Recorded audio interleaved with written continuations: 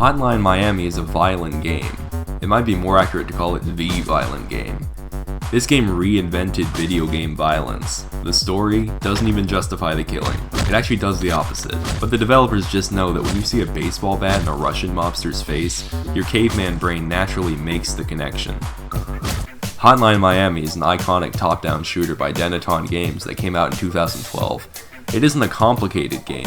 You get a mysterious phone call, drive to a building, and massacre everyone inside.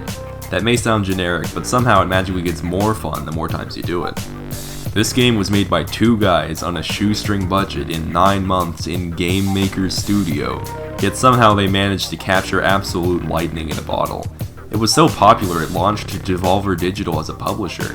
It was so popular it indirectly inspired that cool scene in the 4th John Wick movie. Yes, I'm assuming that the Hong Kong Massacre was inspired by Hotline Miami, just look at it, and no, we are not talking about that game today. And it really isn't hard to see why. The game's style looks totally different from anything else I've ever seen before. There are loads of little tricks done to make you feel more immersed in the action. The story is abstract and creeps up on you as you play with its thought-provokingness, and the gameplay requires a great deal of both mechanical skill and strategy, making it much more than the brainless catharsis it looks like from a distance. I actually feel like a complete dumbass for not playing it sooner. I hardly knew anything about it and only got it because it was on sale and I wanted to play it for the Intravenous review. I've run through all the levels maybe half a dozen times since then, and like a runaway Polar Express, I'm showing no signs of stopping. Also, like the Polar Express, I'm drifting all over the place and can't settle on a solid point to make, so let's get into it. No, it's not too late for Christmas jokes. I wrote that before Christmas happened, so take back your dislikes, people. Like any Caucasian would, I will begin this segment by quoting Eminem. Shove a jerk. Hi kids, do you like violence?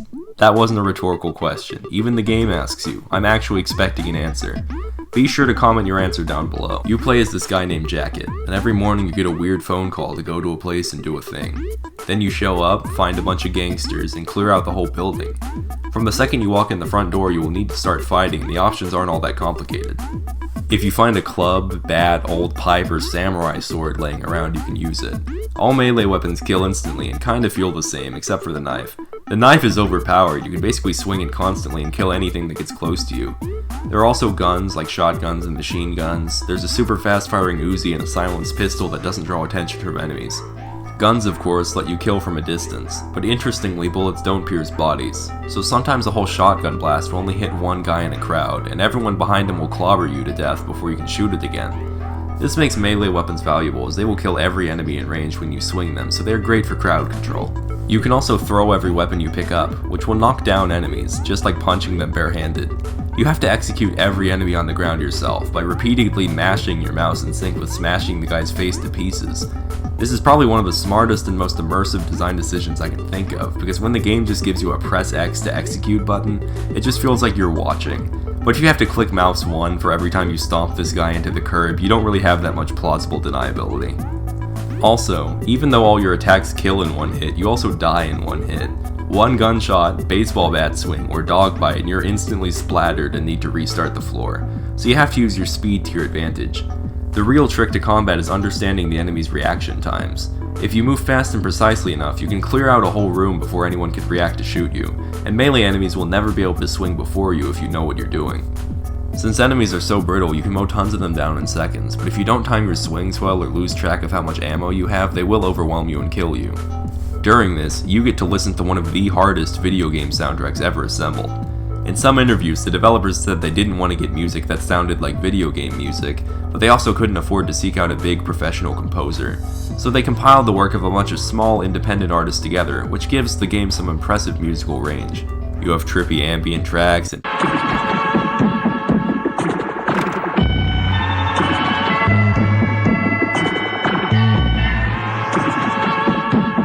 intense electronic ones with thumping bass lines.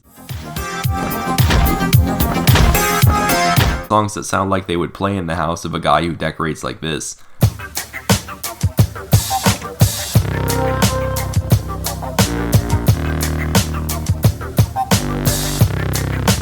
Even if this game makes you sick conceptually or to look at least check out some of the soundtrack on YouTube or something. The look of the game is pretty unique too. I would describe it as abstract, maybe? Like the levels feel like real environments, but everything outside of the play area is a formless purple void. When you kill an enemy, their body can pass through walls and leave a blood splatter in a totally different room. And it's not even disconcerting because you just know that whether or not it was intentional, it doesn't matter. This is what matters. Then, after you kill the last guy after dozens of attempts, everything goes silent for the first time. Now that your big blood orgasm is over, you just kinda sit there, and have to awkwardly walk past all the mangled corpses back to the entrance so you can leave. Really gets you thinking, huh?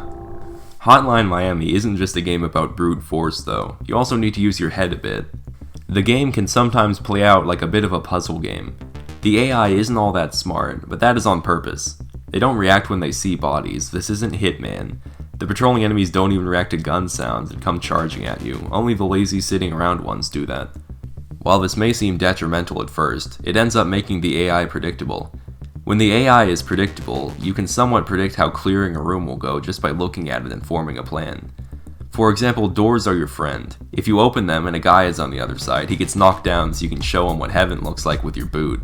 Since enemies patrol in specific patterns, this often means you can time your entrance into the room with their movement, disarming a few guys and allowing you to get the jump on all the chumps who didn't see you coming, then finishing off the guys you knocked over. Sure, it all took place in a few seconds of gameplay and you probably didn't even think about it when you did it, but that's what the game does. It makes you think and act like one of those killers in a movie who always know where the goons are and executes them without effort, despite each one being technically an even match. It feels great to do. Of course, if you want, you can try to blunder through it, and sometimes it works, but most of the time, if you don't take every factor into consideration, something will surprise you, and it's back to the beginning of the floor. Like glass, for example. This gets more and more annoying as the levels get harder, and glass windows are going to be the source of so many of your deaths. You're going to enter a room or turn around a corner without thinking, and all of a sudden, a few guys shoot you through a window. You can shoot them too if you want. Oh guys, I forgot to mention the yellow walls you can shoot through. I only remember them being useful in this one little section, but be sure not to forget about them. Hotline Miami really captures that roguelike knowledge loop though. Hear me out on this one. Every floor has tons of challenges, you have no way to know about them until they kill you, then after endless cycles of restarting you get better. You start to learn what you need to do, where all the hard enemies are. You discover the perfectly synchronized series of events to win and move on. Or you play like me and try the same brute force strategy over and over because even though it's crude, something convinces you it will work if you just do it a little better next time. Half the time it does, and I do like those odds. The devs utilize these tools pretty well with the level design. There weren't really any garbage levels I want to hate on in this game. Some levels had annoying gimmicks that will kill you really easily, placed right at the end after you already cleared out the floor though. Also, trauma, just like real trauma, sucks and is not fun to go through. People saying this is a stealth game are wrong. That's like saying Call of Duty is a stealth game because the enemies can't see you before you walk around a corner and shoot them in the face. So the idea of a stealth level in a game where enemy sightlines aren't easy to predict, where you can't fight at all, does not go well. Also, you randomly shit yourself for a few seconds for no reason during this level, which despite the immense amount of lore and immersion it gives you, will cause you to randomly stop and get caught for no reason. It sucks. The enemy variety is a mixed bag as well. You have the normal gangsters and some fat guys who can only be hurt with bullets and absorb shots until they bleed out, which is all well and good. The dogs are super annoying. They dash at you unpredictably fast and can't be killed or even stunned without a weapon. That's it, those are the three enemies.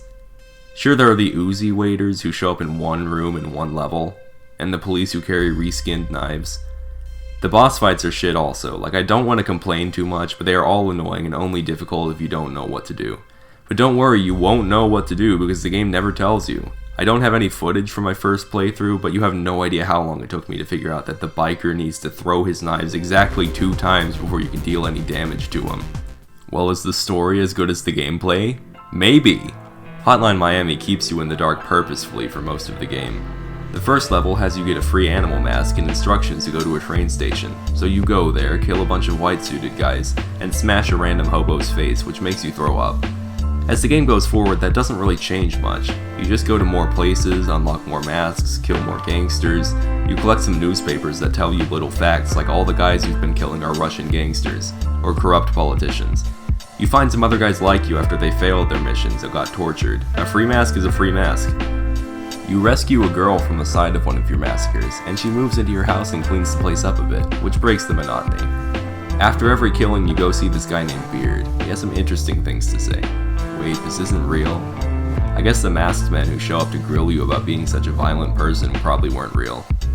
Oh yeah, then a rat mask guy shows up in your apartment, kills the girl, shoots you, and it turns out you've been in a coma the entire time. So you wake up, receive some trauma, and then go on a rampage, killing or sparing the rat man whose name is actually Richter, and actually turns out to be just another mask killer like you who got his orders from a telephone. Then you take down the mafia once and for all. It turns out you got the wrong number. After the credits roll, you play as the biker, a boss you fought earlier, and you make his encounter with Jacket go a little bit differently. He then finds the true source of the phone calls, some random janitors who did it for no reason. This does make sense. The game knows it's a game about violence for people who enjoy violence. The interesting thing is that the game calls attention to this by really making you realize that you do in fact enjoy violence. Why did you kill all those people? Because a man on the phone told you to? You weren't doing anything heroic, there was no end goal, you just coasted through slaughtering random people until you hit a brick wall at the end. And since the game makes you feel like Jacket while you play, you are the only one really on trial here. You know how in most games you enjoy shooting through guys to accomplish some kind of quest, like stopping a villain or saving something? This game takes away the quest, shows you that even without the quest you still like the act of killing, and holds up a big mirror with "fuck you" written on it right in your face. I guess this could make you feel bad, or maybe you played Postal in the past and don't care. It's kind of a cool direction to take, because in the end the developers did make this game for the violent gameplay and they aren't ashamed of that. They just took away the facade and made you their accomplice. Wait, there's a puzzle to solve though, and if you do, you get the secret ending? Wait, the janitors were part of a nationalist plot? What the hell is 50 Blessings? Oh, they were on a pamphlet on the table of one of the first levels.